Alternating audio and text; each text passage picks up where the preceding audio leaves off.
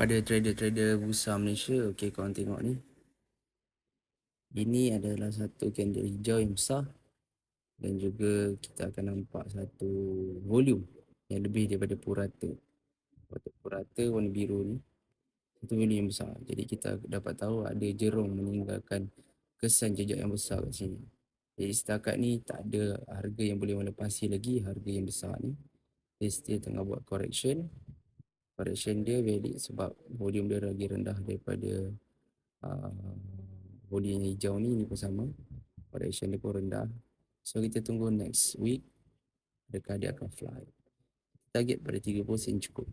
Okay, siapa nak dapatkan ebook untuk belajar macam mana saya buat ni, boleh tekan dekat bio saya, WhatsApp, and saya terus send ebook tu dekat WhatsApp.